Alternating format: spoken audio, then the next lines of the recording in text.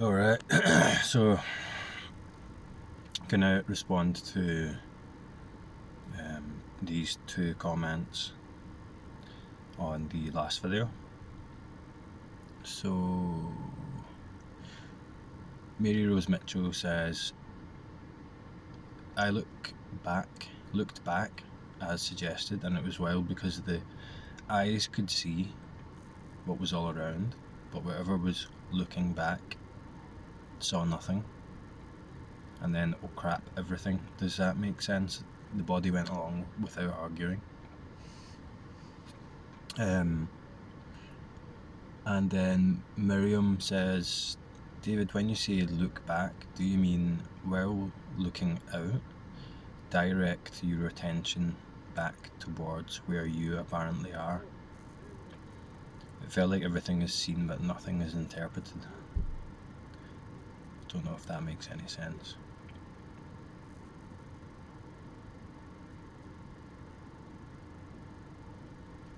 Yeah, so you're both describing what I'm talking about as well. We're all talking about the same thing.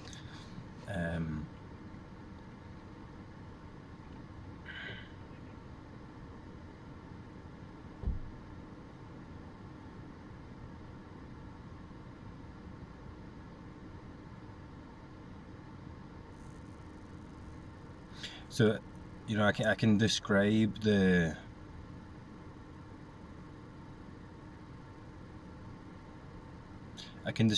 what seems to lead to the clear recognition of what I'm talking about, or the clear realization of what I'm talking about, to an extent, but I can't describe what's realized, and it's clear that we're all kind of describing the same experience, because all you can really describe is an experience, and the experience to an extent represents the realization, or seems to represent the realization, from a point of view that we're limited to talk in the limits of subject and object, from a point of view in language. But what's realized isn't a conclusion. It's not something that is concluded or is identified from a position. It's not something that even makes sense. But weirdly enough, in experience, it becomes clear. And the trouble we have with it, if you could call it trouble, or the kind of side effects that come from that, is the automatic attempt of the mind to, or that mind's position to comprehend it, to understand it, and then to be able to point at it and say, okay, this is what I realise and it makes sense. The strange thing is that's not needed, and the clearer this becomes an experience, also the clearer it becomes, the more clear it is that that's not needed. But there is a period there that I experienced where the position of self keeps trying to comprehend it, keeps trying to understand it, and it does it automatically. Every time it does it and let's say fails and quiets down, what is here gets clearer, and then that tendency loses its power. But yeah, you're both spot on with that. Like, what I'm talking about when I say look back is, you can't look back, right? Because the assumption is that I'm here. So in that, it doesn't even make sense. So, but there's this energetic, it's a thought function, this tendency, where we're looking out, we're pointing the direction of attention out always, and the mind's always going, and this function is always running, that notices and monitors the external world from this point of view, and it seems like we're shooting the attention out from this assumed position out there. So, and we never really look back with it. Once this assumption is made, it just continues to reinforce itself by us assuming that position and looking out from it. It's a strange thing to investigate it, and the way I described it there was to turn the attention back around and look back, which of course you can't do, but you kind of can though, because in doing that you're relaxing this looking out assumption. You're relaxing this projected interpretation of a world out there that's projected from this assumed position here. So you're breaking that function. You're questioning it. You could say you're turning the attention back, but really we're relaxing that function of looking out and doing that. We're countering it by seeming to look back the way towards what I feel like I am, that's here within this physical world looking out. And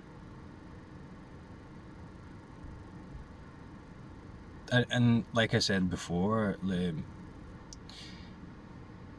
it's clear that Miriam and Mary Rose Mitchell you're both investigating this directly in your experience, because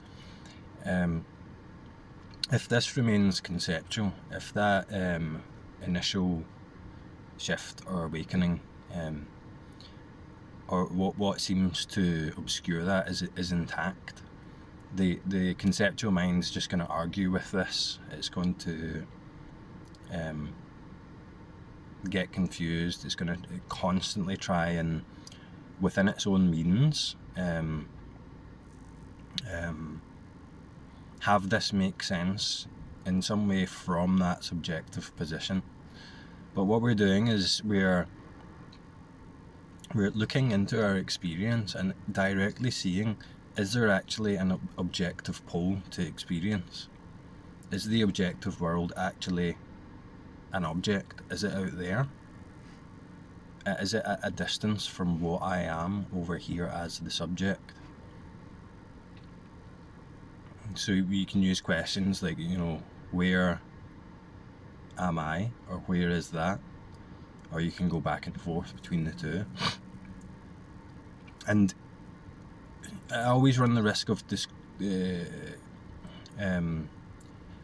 being ineffective in pointing to this when I describe what's, in conclusions, what's realised, because the mind will take that and it'll look for those conclusions in experience. But what I'm pointing to isn't a conclusion, but I could maybe describe it from my own experience, right?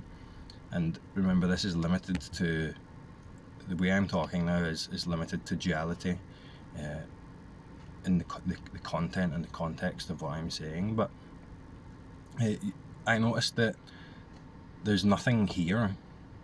There's nothing here. It's hollow. There's no distance between.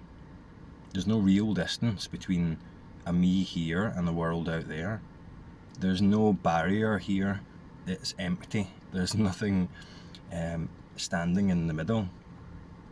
And then you become aware of the thought that makes it look like that, the assumption thought that makes it look like that, and it seems to be somewhat, for a while, integrated or augmented onto and into the sense, so it's not distinguishable from the sense. So the thought, what you're looking at is a thought. What you're looking at, you're looking from an assumption, a thought assumption, an object assumption.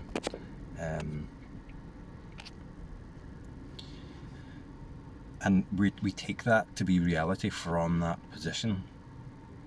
But without that, there's no way that you can describe what this is. I mean, you could say there's an appearance, but I can't say to you truly that in the experience of that, any of that is outside, any of that is over there at a distance, any of these objects are distinct and separate.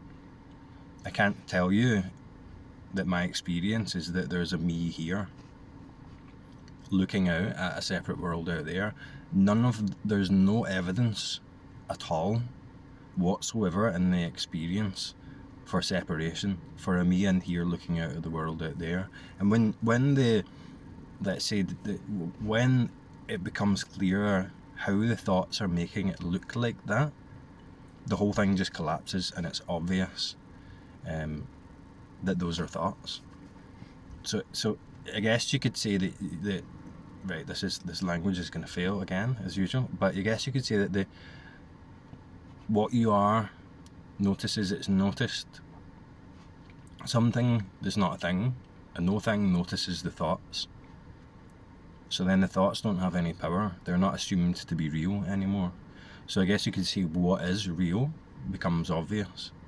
And it doesn't become obvious as a conclusion from a point of view. It doesn't become obvious to the person. That's why you hear a lot of people describe it as it's not an experience. It is experience or experiencing, but it's not an experience that you can relate to from a position that you can say anything about. It's so paradoxical. And it's just the most, like, what is here is the most mental thing that you can ever, you can't even imagine it.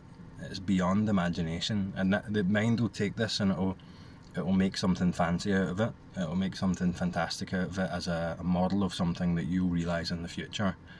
But it's not, and it'll attach all its desires to it, and it'll attach all the solutions to its problems to it. But that's not it. It's already here. It's obvious, but not obvious to the mind. So the way that you're both looking is exactly what I'm talking about. And I'll describe my experience with it, and this will maybe help a little bit, because for me there were these little insights, right? And the insights seemed to be distinct. Strangely, the mind was making the insights look distinct, like I was learning new things about the nature of reality, but it's all the same thing. It's all they're not distinct. They're distinct from the point of view of the individual. So it makes it look like you're collecting experiences, that you're collecting knowledge. But if you really if you keep your attention in experience, you see that those little insights, those points of view, have nothing to do with this. They're more subtle augmentations. They're like little attempts at the mind to frame this in a way that's manageable to the mind. And eventually they again lose their hold on you as being the practicer, you as being the one who's doing this. So again, it becomes more non-dual. It becomes more, the experience becomes more dissolved into itself, and the boundaries disappear more and more, or they just can't be found. They were seen only to be thoughts. I'm just keeping a wee eye on the time here. So for me, this clarified initially in the senses, and apparently from what I hear, the visual sense is the more has more inbuilt solidity in terms of the reality of the thought augmentation. It's harder to notice or realise non-dual in the visual sense. It sometimes is easier with sound and with sensation. So if you take the visual sense away and you just listen to the sound, and then you look for what's making it look like there are distinct sounds, what's making it look like there is a hearer here and the sound out there coming from an external world. And of course, you don't find any of that out with thought.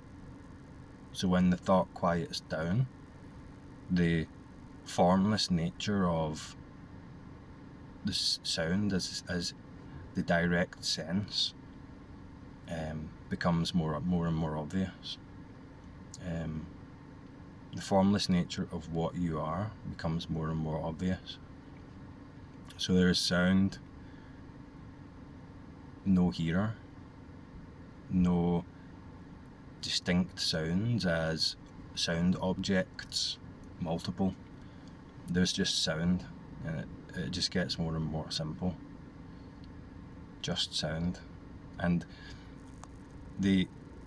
all of the different, you could say it like this, again, language fails, all of the different sounds that are distinct and coming from their own discrete places in reality in this space become one sound. There's no limit or distinction between any of the sounds or the hearer that's hearing them. If that's clear, and it's fairly easy to get into a state of meditation and inquire a bit and have the formless nature of sound become quite obvious in experience, and then you can just transfer that, let's say, into the this might be a crap practice, I'm just improvising. Notice that same quality in the visual sense.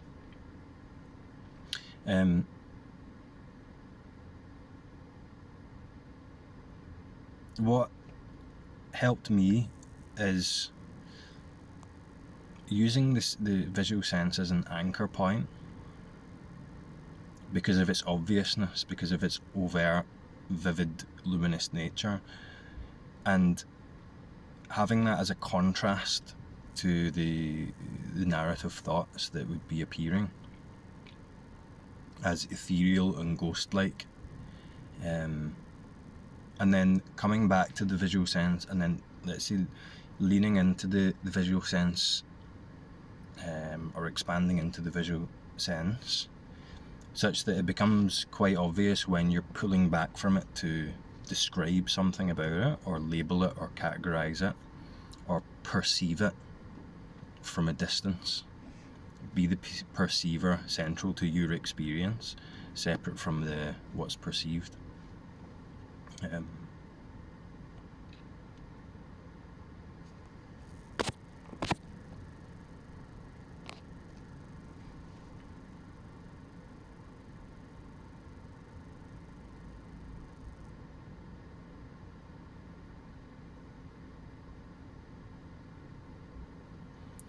And there also seems to be this directional focus where you kind of you notice what's more obvious as the augmented thought object is what you're looking at directly.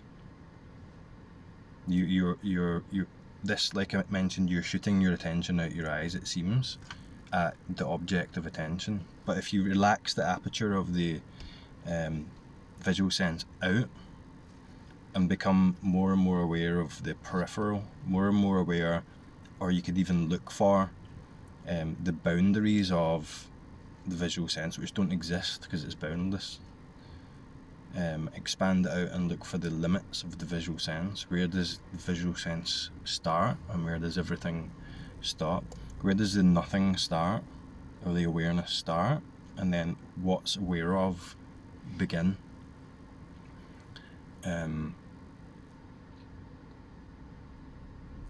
Or where is the separation between the appearance and the awareness of it?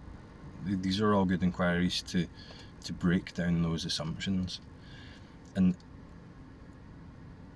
I've explained a lot and used a lot of words, but it does become quite intuitive, and when it becomes intuitive, it becomes quite visceral, it becomes felt, and that's how you know that whatever you're doing inquiry wise is working. You both explained to me something that's inexplicable, but also a felt sense, a physical sensation. That's how you know that this inquiry is direct, that this experience is direct, that it's not all purely conceptual. And it just becomes more and more felt. And as we let go of the mind's version of reality, the mind's version of me as a practicer relating to my experience or my practice, or me as the sensor relating to my senses, the more the inherent wisdom in this physical visceral experience as a totality becomes felt, and it kind of guides you in it. And don't worry about, like I said, the misleading thing about this channel and the way I talk and the language I use is that it's too much language. Maybe it's necessary, but don't worry about categorizing it. Don't worry about monitoring your experience and constantly checking in with what's going on, how am I relating to this. Don't worry about explaining it or having it make sense. If it's mind-bending, it's paradoxical, it doesn't make sense, and you're getting these emotions, you're doing exactly the right thing in terms of dissolving those boundaries. That uncomfortable feeling of I don't quite know what this is, like what the fuck, like you're not thinking about it, you're feeling it, so it gets to be like just what and that's it. And then the experience is overt and it's in your face, like it's infinite, it's infinity, it's limitless, you just can't talk about it. That's exactly where we're going with this. And then things started changing for me and deepening like rapidly when I made a hobby out of exploring sensations, or you could say reality. I let go into the overarching hobby of reality, or the universe as a whole, of savouring and enjoying and exploring the sensations, the novelty of whatever this is. Like really not to get something, but just get lost in the sensation, get lost in the mystery. Go as deeply into that as you can, to the point where there's not a chance that you could even describe it or explain it or relate to it from any separate position.